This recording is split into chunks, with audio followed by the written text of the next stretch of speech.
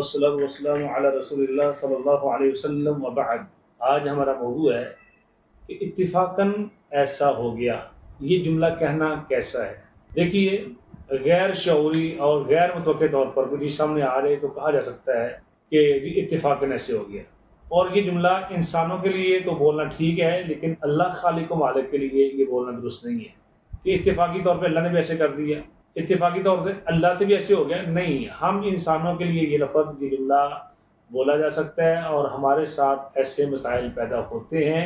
اور یہ چیزیں سامنے آتی ہیں، لیکن اللہ خالق و مالک کا یہ معاملہ نہیں ہے۔ جس طرح کہ انسانوں کی میں مثال دینے لگا ہوں، صحیح بخاری کتاب النفقات کے حدیث ہے 5361 نمبر، سیدہ فاطمہ الزہراء رضی اللہ تعالیٰ عنہ اللہ کے نبی علیہ السلام کے گھر میں تشریف لائی، اور پیچھے ماجرا کیا تھا؟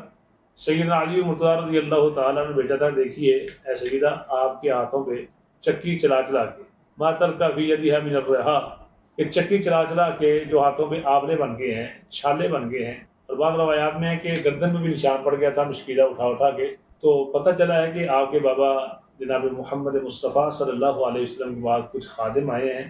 تو جا کے آپ بھی عرض کیجئے، خادم آپ کو مل جائے اور آپ کی یہ محنت مشقت کم ہو جائے گی۔ تو سیدہ اللہ کے نبی علیہ السلام کے گھر جاتی ہیں، تو اتفاق سے اللہ کے نبی علیہ السلام کچھ لوگوں کے ساتھ محض گفتگو تھے، مصروف تھے، یا آپ صلی اللہ علیہ وسلم کو اس دن اس ٹائم گھر پہ نہ پایا، تو اپنا مدعا سیدہ عائشہ رضی اللہ تعالی عنہا کو بیان کرتی ہیں۔ تو یہ ہے کہ اتفاقی طور پر اللہ کے نبی عموماً تو گھر ہوتے تھے،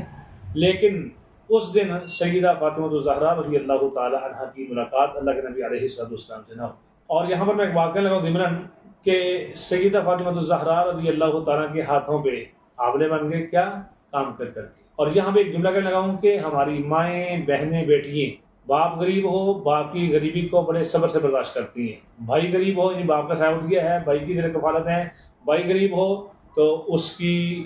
غریبی کو بڑے صبر سے برداشت کرتی ہیں۔ لیکن مسئلہ یہ ہے کہ اگر شوہر کے ساتھ یہ عالم ہو، شوہر غریب ہے یا شوہر کے ساتھ ایسے حالات بن گئے ہیں،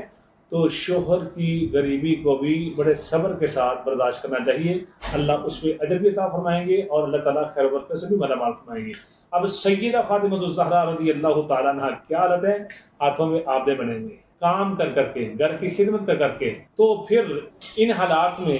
کہ سیدہ فاطمہ الزہراء رضی اللہ تعالیٰ عنہ، ان کی اپنی شان کیا ہے؟ آپ صلی اللہ علیہ وسلم سیدۃ نساء اہل الجنہ، جنتی خواتین کی وہ سردار ہے، اور ان کے بیٹے الحسن والحسین سیدہ شباب اہل الجنہ، وہ جنتی نوجوانوں کے سردار ہیں۔ اور باپ کا عالم کیا ہے؟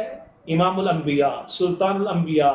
سید ولد آدم، پوری کائنات کے امام، سلطان الانبیاء، اور اللہ کے نبی علیہ السلام یہ ان کے والد محترم ہیں، اور شوہر علی المرتضیٰ رضی اللہ تعالی عنہ، فاتح خیبر، سارے مرحب، شیر خدا، حیدر کرار، علی المرتضیٰ رضی اللہ تعالیٰ عنہ۔ تو ان کی زوجہ محترمہ اپنے شوہر کی غریبی پہ بڑے صبر کے ساتھ زندگی بسر کر رہی ہیں، اور کس قدر بشارتے ہیں۔ تو یہ اللہ کے نبی علیہ السلام گھر میں تشریف لائیں تو اتفاقاً اللہ کے نبی علیہ السلام نہ ملے، تو انسانوں کے مابین یہ جملہ بولا جا سکتا ہے، لیکن جہاں تک اللہ رب العالمین کے معاملات ہیں